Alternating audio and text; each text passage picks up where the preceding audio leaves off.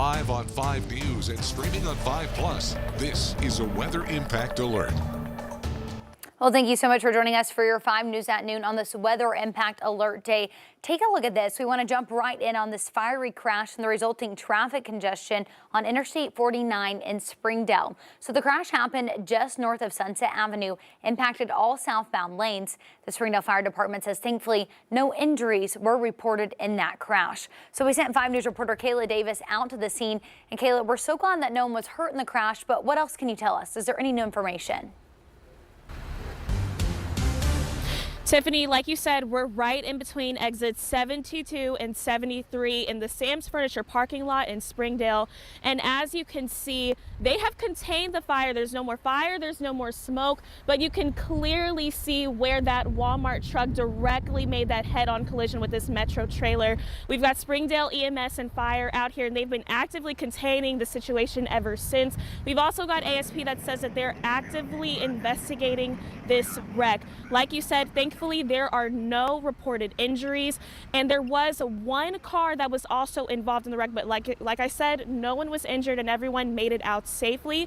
But we're going to give you more updates as the show continues. I'm going to send it back to you.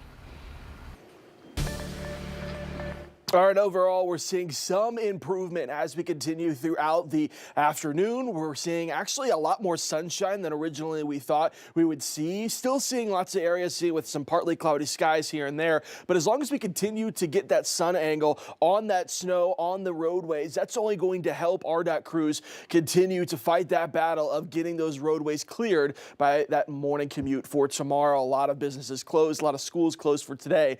The factor is now, can we go back to normalcy for tomorrow? We take a look at radar, and I just want to give you a heads up. There is a chance you see a few flurries flying around northwest Arkansas, but overall, nothing much in the way of any accumulation. Let's take a look outside. Here's a look there in Fayetteville. Again, maybe one lane trying to open up there as crews are repeating over the same area over and over, trying to get that shovel as deep as possible into the roadway to at least get one lane clear, working on multiple lanes throughout the day today. Here's a look at Fort Smith. Definitely see those roadways cleared up over the past couple hours.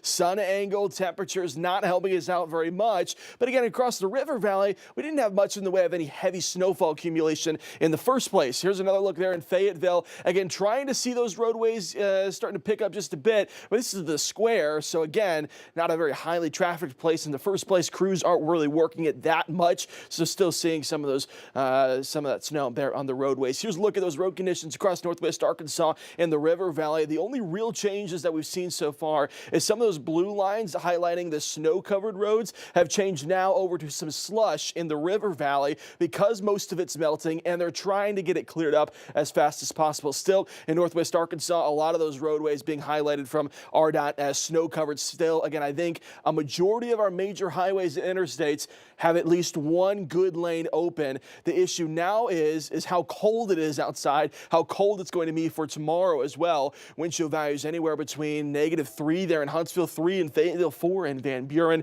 5 there in Alma, -3 in Springdale, -5 in Rogers. It is frigid out there, and tomorrow morning, unfortunately, is going to be even worse. We take a look at northwest Arkansas. The rest of the day today, wind chill values more than likely staying in the negatives the rest of this evening. But if we can get some sunshine, that'll help at least start to help the process of melting that snow. Across the river valley, wind chill values climbing just up to around 10 for today. That's going to be the peak that we see, but continuing to see more sunshine across the area. That's going to help melt whatever little accumulation we did have. Here's the issue as we go into the overnight hours, is that whatever is melted and now is on the roadways as that water or as that slush is 100% absolutely going to refreeze overnight tonight, and we'll have slick spots, we'll have black ice once again for tomorrow morning. That could cause some more issues. We'll talk about it coming up.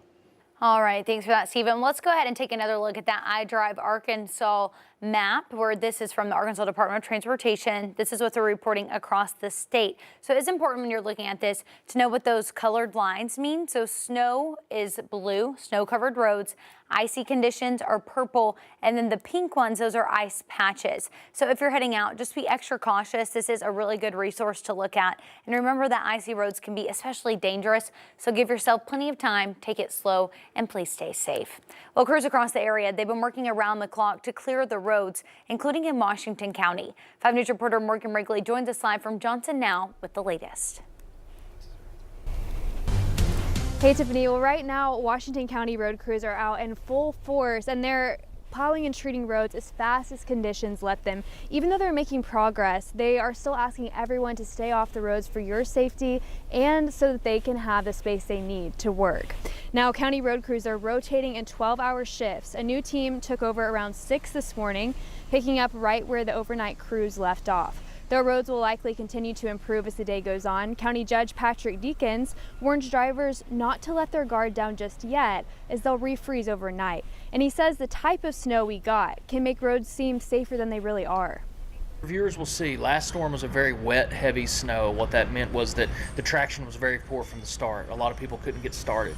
Here you're going to see something very deceptive, and that's that this is a dry snow. It can almost act like sand, and it will clump and give you some traction. The problem with that is you can go 90% of the time and be fine. That 10% can put you into the ditch. So don't take that false sense of security. Always drive with all the precautions that you normally would.